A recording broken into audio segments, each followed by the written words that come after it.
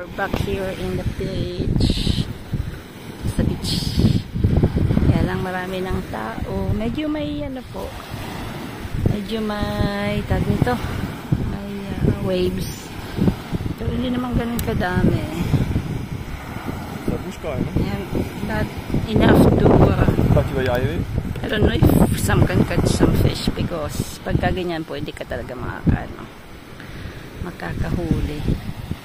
Ayan si Osh nagmumuli-muli ngayon sa sun. Hindi na siya naglagay ng ganito kasi mainit na po. Lipat sige. Asa nilipat sige. Because we're watching Olympic Games. Sometimes quite late. Lalo na yung mga sa swimming po. No? Nakita po namin yung Philippines yesterday. Yun. End up I think 7th place. So tonight yun, may bago na namang mga finals po mamayang gabi sa swimming sa 200 freestyle yata or backstroke, I don't remember.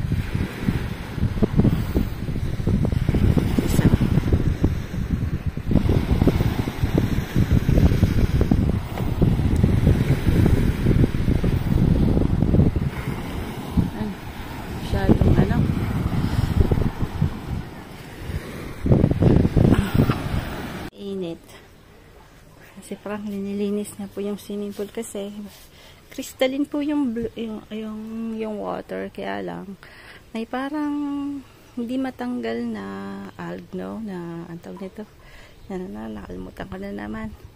Ayun, so binabrush niya po. So sobrang init, sobrang init, halos siguro mga 36 degrees po kami today or baka 37, 38 na po. So, po, sobrang init. Yan, magkape muna tayo.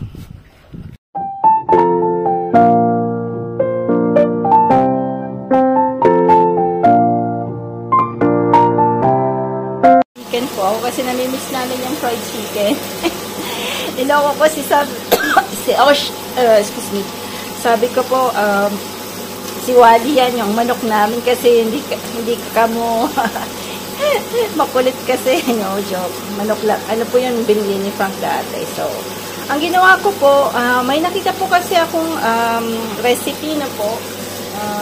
Lalagyan po nila ng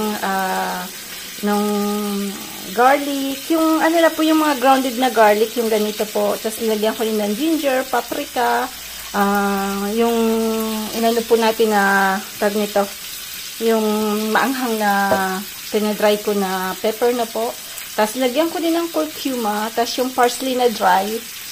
Tapos dito ko po inalo siya sa chicken na po. Tapos linagyan ko siya ng kalamansi, tsaka paminta, asin. Tapos minarinate ko po siya dyan bago ko po siya ilalagay dito. Yung flour din po, linagyan ko po siya ng cornstarch, saka yung ordinary flour na po, yung all-purpose flour. Tapos linagyan ko ulit siya nung mga powdered na ilinagay ko dito. Pero linagyan ko po ito ng konting mayonnaise kasi may nakita ko dati, sabi nila yun po yung ang tawag nito yung parang very juicy yung yung chicken. So, tatry ko po kung masarap. Titingnan natin, sasabihin ko po mamaya kung masarap po siya. Ayan. So, ito na po siya. Buong chicken lang po kasi yung binili ko. Kasi, ganun po ginagawa ko. Buong chicken, yung kalahati, minsan ina-adobo ko po. Binibili na lang po ako ng atay dito kasi may nabibiling atay na hiwalay na po. So, yung atay po dito, yung atay dito, nakaganyan siya. So, puro atay lang po siya. Wala siyang, tawag doon? Budang ba yung tawag doon? Wala siyang ganun. So, masarap po kasi yung adobo pag may atay na po. So, dati, hindi po kumakain ng atay si Frank. Kasi nanay ko po siya. Kasi sabi ko, rich in iron po yun, no? So, yan. Namiss namin yung fried chicken. Gusto sana po namin mag-KFC. Kaya lang medyo malayo po yung KFC dito. So, kailangan pang mag-drive ni Frank ng 40 minutes bago lang makapunta doon. So, sabi ko, ako na lang magpo-fried chicken. Yung dalawa po, hindi po ako sumama. Pumunta po sila sa Marseille para sa visa ni Osh na po. Kasi nga, kailangan niya na mag-ask ng visa para sa China na po. So, 1 week lang naman po yung mga, ang tawag nito, yung, yung student na gaya ni Osh. 1 year po siyang aalis. Wala po yun na, dito walang appointment po yung pagpunta sa embassy, no? So, kailangan niya lang maaga doon. Bilis lang daw po. Pero, before na pumunta sila doon, marami po silang mga papel na by internet na sinabmit. Para pagdating doon, mabilisan na lang. Yan. Medyo high-tech na po kasi ngayon. So, tingin ko sa Pilipinas, gano'n na rin. Si Osh po kasi, bali, this 29 po siya aalis papunta ng China. So, 1 year po siyang sa international school sa Shanghai na po. So, ang mga classmate niya po, puro mga international students din po. So, 1 year po siya dun mag-aaral ng Chinese. So, writing, tsaka speaking na po. So, maganda po nakakuha siya ng dormitory inside the university. Kasi mas mura po yung gano'n, tsaka mas mabilis pong hanapin kaysa yung kung wala na yon, kailangan pa namin maghanap outside the school. So, very lucky meron pa pong available na room na inside the university. Marami naman pong marami pong buildings para sa students na dormitory na po. Kaya lang, gusto sana ni Osh mag-isa lang siya. Kaya lang, hindi. Ang nangyari po ay may kasama siya. 2 po sila. Then after, parang yung CR, tsaka yung, yung liguan is, parang lahat sila, parang 9 yata sila. So, hindi siya sanay sa ganun po, hindi gaya natin. So, sanay po siyang may sariling kwarto, may sariling, alam mo na. So, sabi ko, okay lang yun kasi nga ako nga nung nag-Taiwan po kami. 12 po kami nun sa greenhouse. Sa Kaohsiung po ako nun. So, 12 po kami sa room. Tapos, lahat pong nakapag-OFW sa Taiwan, alam nila yung buhay sa dormitory na po. Pero sabi ko, yung pag maliligo ka, anuhin mo lang, tatimingin mo lang na, halimbawa, natutulog yung mga yung mga classmates mo, or nag-study sila. So, kaya niya yan. 20 years old na rin naman si Osh.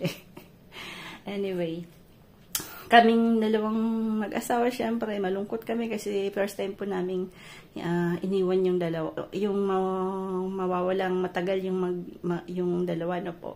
So, lagi po kasing magkakasama kami. Lahat ng gawin namin, parati silang kasama. So, ngayon lang po talaga sila yung kahit na nung si Osh po nag-university na, at least every weekend bumabalik po siya. Pero ngayon talagang medyo 1 year. So, bibisitahin namin po siya sa November. Bibili po kami ng ticket papunta ng China. Kaming 2 for 2 weeks po. Uwi po kami pupunta po kami doon. Then after sa January, sa lulubin po, uwi po kami ng Pilipinas na 2 lang din po kami. Kasi syempre yung mga bata ay nasa school. So medyo matagal-tagal pong hindi makikita ni Lola Colette yung 2.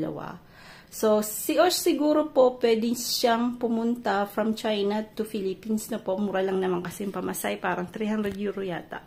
So, sabi namin kahit 1 week, pumunta ka ng Pilipinas. So, titingnan niya daw po kung okay. Kasi ang ginawa niya namang visa is multiple visa. Kasi para pwede po siyang umalis ng China. Yun. Pagka yung gusto niyo pong, pwede po kayong mag-move on sa another country. Ang kailangan niyo pong kuhanin is multiple visa. Ayun.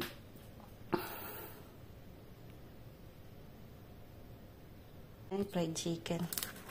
Tignan natin kung malutong. Harap. Harap po. Isang nagugutom. Kaya lang maalat. Maalat. Nagyan ko po kasi ito ng asin. Hawat pala, wag na muna. Parang lutong niya. Tawagin ko Sam. Sam! Sikwi! Ito pala po yung mga biscuit na nabili natin, no? So, Ayan, babalik po kami ulit doon pagdating namin kay Sam. Yan, itong mga biskwit na yan. Maganda po ng box. So, bibili po tayo pampapasalubong natin sa Pilipinas na po. Yan. Nilalagay po dito yung sugar. Kasi yung sugar dito naka-kwadrado na po. So, yan.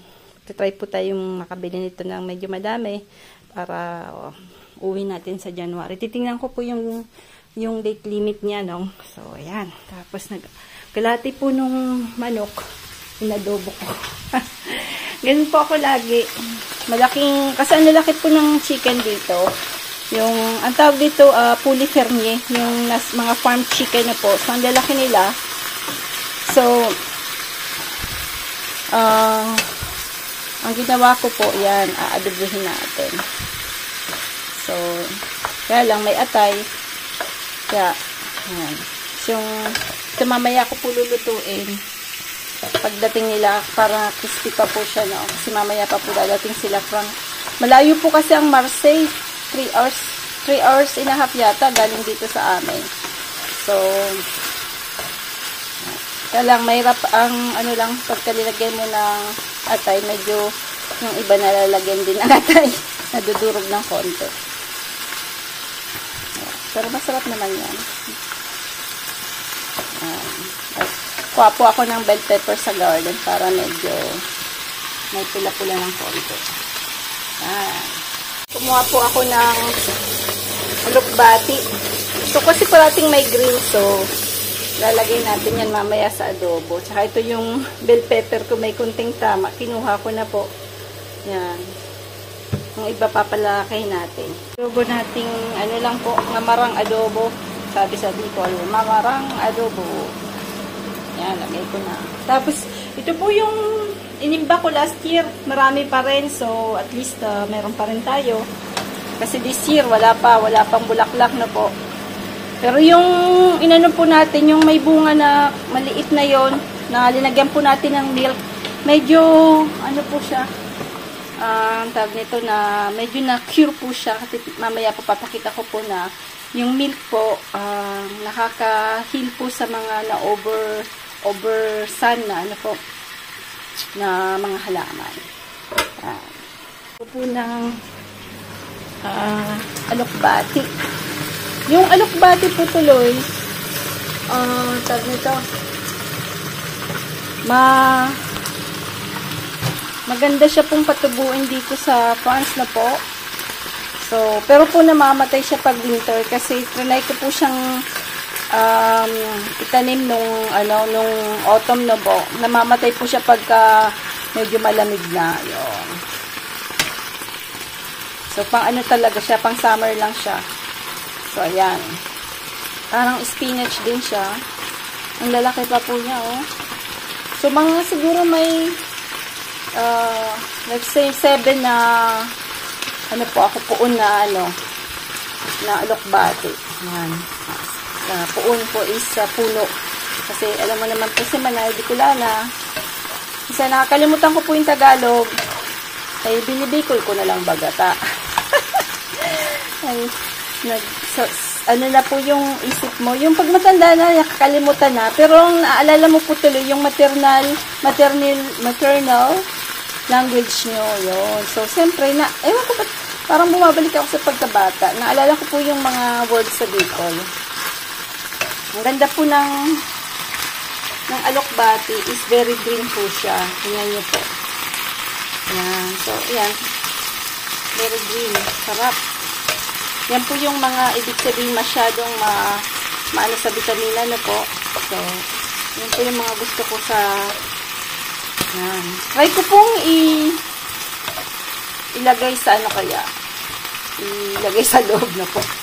Para parata kong alokbati. Ayan. So, yan po yung adobo natin with alokbati. At ako po yung nagugutom na at kakain na po ako. Ayan. That's it po.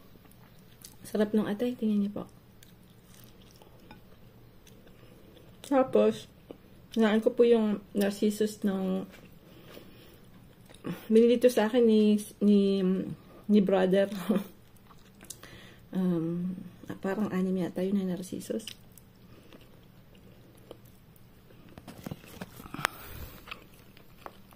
Ito po yung ano natin, alokbati, fried chicken. Lagyan ko ng konting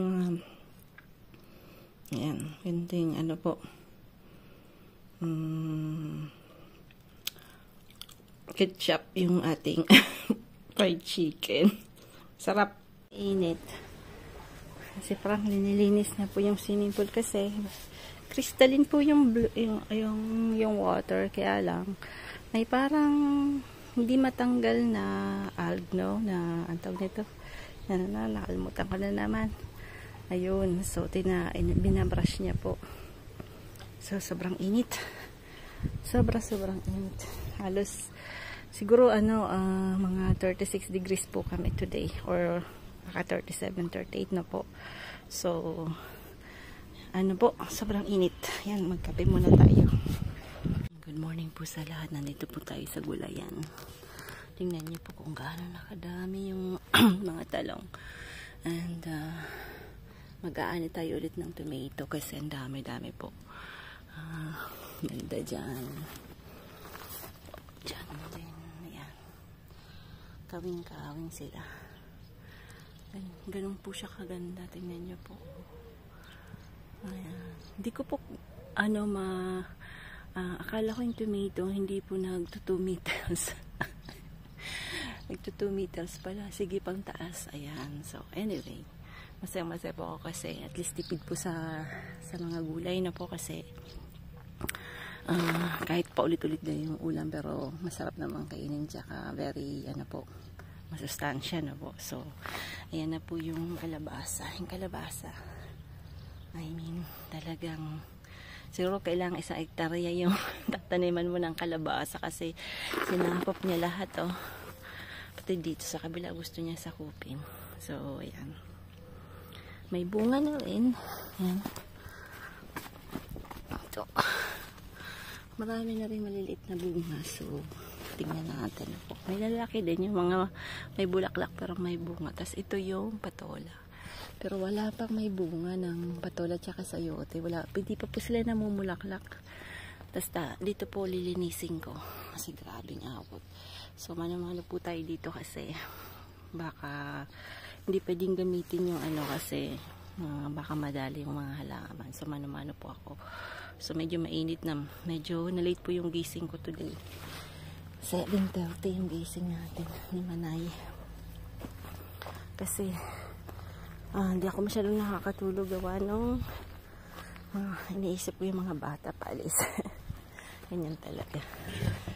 So, ayan. Linis tayo ng konti. Banda dun.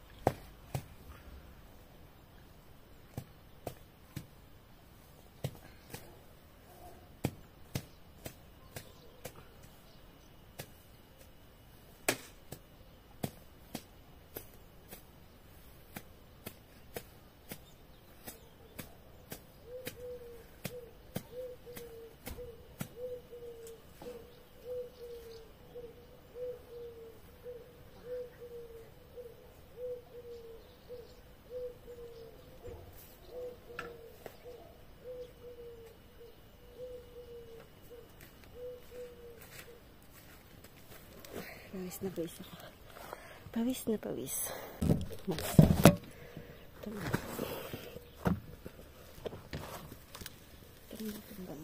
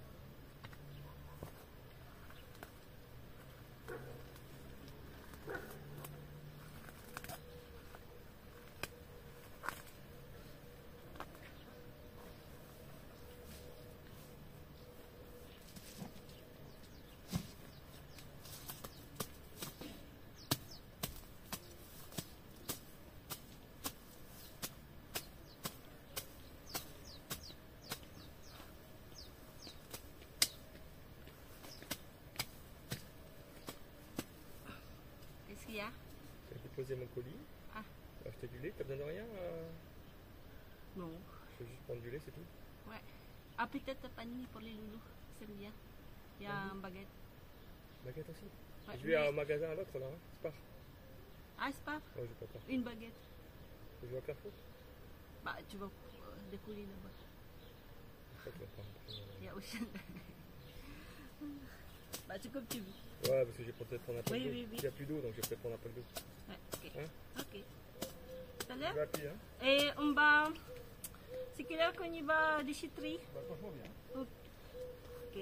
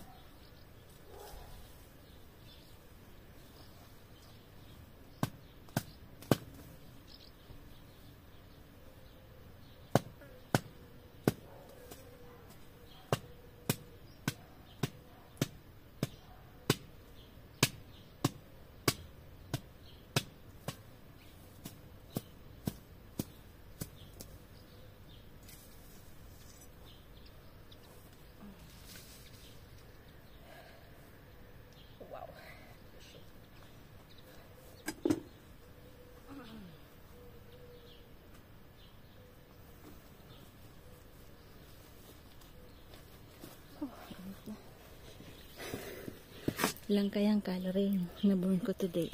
Joke. Ayan po. So, medyo luminis-linis ng konti. So, bukas aatakin ko dito. Diyan. At dito. Bilis po dumami ng damo kahit na hindi na tag-ulan. Lalo na pag tag-ulan na po. So, yan. Ito na yung mga sili.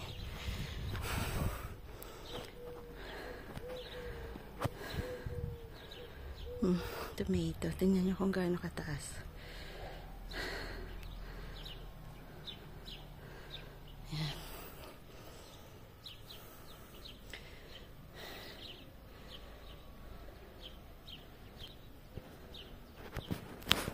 Yun ang ano po, aubergine. Ano yun natin? Torta. Wow. Matigas. Kailangan natin ng cutter. Ay, ay, ay. Nung binili po namin yung bahay, I mean, ang dami pong mga yung ganito, yung ito po, namana ko po. Ang dami ko pong namana sa matanda na po. So, yun po maganda. Hindi na po, marami pa, kumbaga ang dami ding, yan. So, ito. Ang dami. Hindi ko natin alam kung anong gagawin natin. Pero meron po akong recipe nito. Ayan. So, ayan. Talong ang ulam natin. Yan talaga. Kakainin natin kung ano po yung nandun ang andito sa garden para wag na tayong bibili na po. So, para at least mahal din po ng mga gulay. Tapos, yung mga gulay pong nabibili, ang bilis pong mabulo kasi puro chemicals na rin. So, pag tingnan yan, mas danan nyo po pag bibili po kayo ng organic na vegetable, ang tagal po niyang masira kaysa yung mga murang sabi nila, pagka sinisale nila kasi minsan po talagang hindi sila organic, tsaka yung sarili nyo po, ang tagal pong mabulok. Yun po yung na halata ko lang po yun so parang napagkabibili ka ng mga saging na parang hindi organic na po. Minsan may mga din po mura din na organic, so titingnan nyo lang po yung yung mga prices ng organic na po. Minsan kasi sobrang mahal din. So ayan, kuha tayo ng black pepper dito. Ayan, tingnan nyo po, hindi lang kita. Ayun, ang dami din. So, siguro kung mga 4 kayo, kahit 2 lang yata pa to, tag nito talong pwede na, So, pero kung madami-dami po kayo, at least mga, ayan, ako po 3 yung talong ko, pero tingnan niyo po, hindi po kasi kami, umalis po kasi kami, kaya dumami din, pero yung 3 okay na po sa mga 4 na at 6 na na person sa isang pamilya. Tapos yung tomato naman, mga tatanim niyo po mga 7 or 10. Yun, depende po sa, pwede niyo pong bigyan yung kapitbahay niyo pag dumami na po. So, ganun yung tinanim ko. Almost mga 10 na tomatoes na po. Kaya lang marami din naging wild doon. Wild yun. So, namumunga din. So, siguro may mga 12, 15 po, tomato. Pero iba-ibang klase po yung tinanim ko. Ito po yung cherry na medyo pahaba. Tapos may cherry din na pabilog. Ayan. Yan, pabilog po yan. Tapos may malalaki. Doon po doon sa banda doon, malalaki po yun. Ayan. Ang mahirap lang, ang matagal pag malalaki, So, mas gusto ko pa rin po yung may cherry ka kasi parating mayroon po tayong may lagi po tayong makukuhang tomato. Kasi yung malalaki matagal po siyang mahinog. Tapos minsan may nagbubutas pa niyan. So pagka hiniwa nyo po, ang nangyayari is bulok. So ako lang yan po yung sa ranas ko lang po na yung mas marami pong peste pag malalaki yung tomato kaysa sa maliliit na ganito. Yan. Mas masarap pa po yung maliliit. Tingnan niyo po. Lumalaki din. Tingnan niyo. Lumalaki din siya. Hindi din ganun siya kaliit. So, malaki din po siya. Tingnan nyo.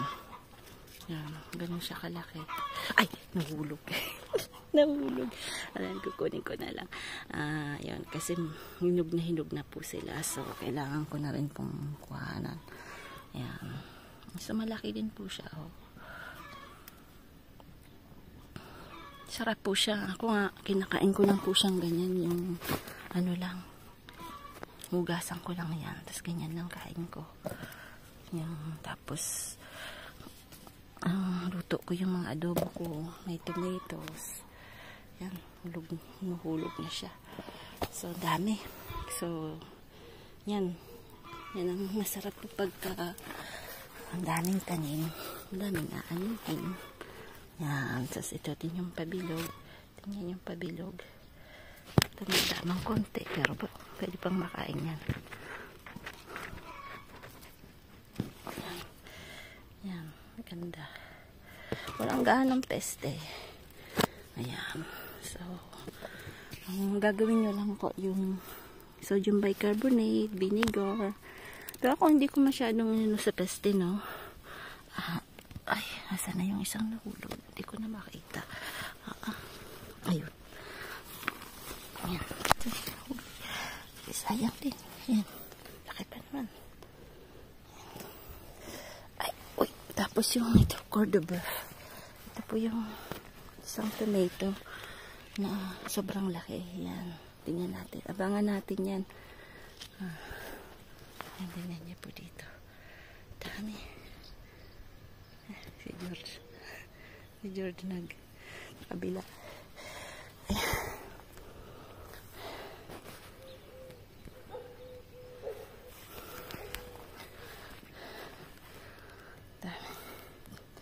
Na muna po ako sa gardening dahil sobrang init na. Tingnan niyo po. Pawis na po si Manay. Yung pool po natin ay blue na blue. Yan. Mamaya maglalangoy tayo dahil sobrang init. Yan. Yan. Blue. Sobrang blue po. Yung ating po. Yan. Sunflower. Konti na lang natira. Yan. Kinakain na po ng mga ibon. Pero okay lang po. Gusto ko lang sanang magtira ng konting pangtanim. So, yan. Siguro, hopefully, may matitira pa naman. So, ito ang ganda ng bulaklak na yan. Yan.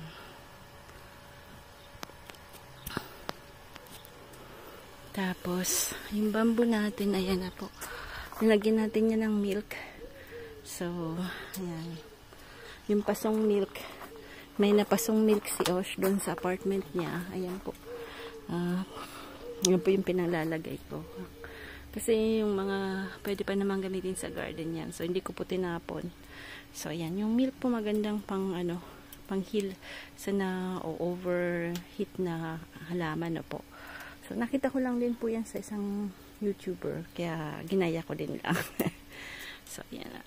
Hindi okay na po siya. Kasi yung pagdating namin, di ba, puto yung tuyo. Akala ko po na kalimutan diligan. Kasi dapat everyday po siyang dinidiligan. So, syempre, hindi ko naman po nakakaya naman pong sabihin sa anahan namin na po, no, na ganyan po. Kasi syempre, 2 hours na din yan daw pong dinidiligan yung buong paligid. So, nakakaya naman po talagang mag-ask ng too much na po.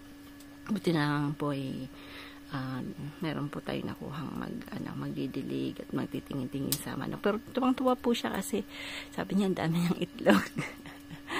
So, ayun. Ano din po siya. I mean, nasaya siya. Tapos, ayun, binigyan din namin po siya ng money, ng konting money. Tapos, regalo. Kaya yun, tuwang-tuwa din po yung nag-alaga ng bahay nung umalis kami. Almost 9 days din po, no? 9 days. Kasi umalis kami ng Wednesday morning. Bumalik po kami ng so 8 days. Almost 8 to 9 days kami nawala. Wednesday. Tapos umalis po kami ng bumalik pa kami ng Thursday next kinaanuhan. So, alis po ulit kami pag halitid namin kay Sam. So, 1 week din po ulit kaming pupunta kami ulit doon. Hatid namin si Sam. So, kasama namin si Mom and Dad kasi nag-run kami ng camping. Ayan, kasama namin yung lolo't lola nila Sam dito. Ayan, dito ko na po pinakuluan yung kinuha natin. So, para tipid din sa gas. Kasi ang dami kong kahoy. Walang hangin. Kaya pwede tayong mag-outdoor cooking. Ayan. So, sana yung pamaypay. Yung pamaypay niya bigay ni mama sa akin. So, magagamit ko po dito. Malaki din po yung barbecue. Ayan.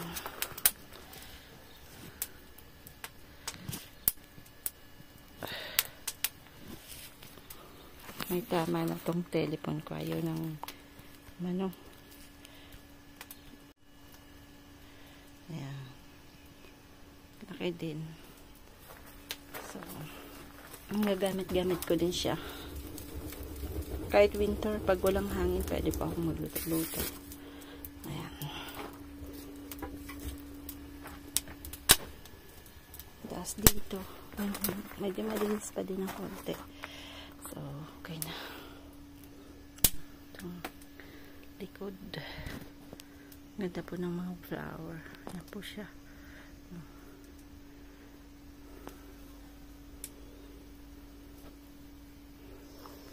Tapos yung mga roses. Yung bagong roses medyo sila, medyo natatagalan na. Umalis pa kami. So, medyo mabagal yung nila, evolution. Pero yung kalabasa talaga, tingnan nyo. Sakop niya na lahat doon. Ayan. Ayan. Sitaw. Kuha tayo ng sitaw mamaya. Ayan ang kangkong. Maraming kangkong. Ayan. Nawalan ako ng isa.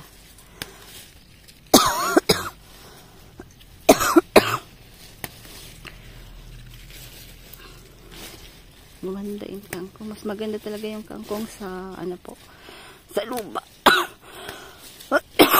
Pardon. Sorry.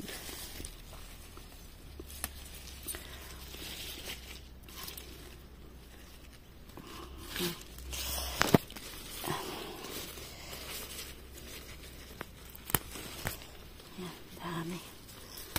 Sarap pa naman ang kangkong. Gisa lang.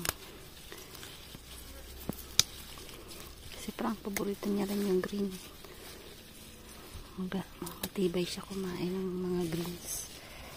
Si Wash kumakain din. Si Sana hindi. Yan.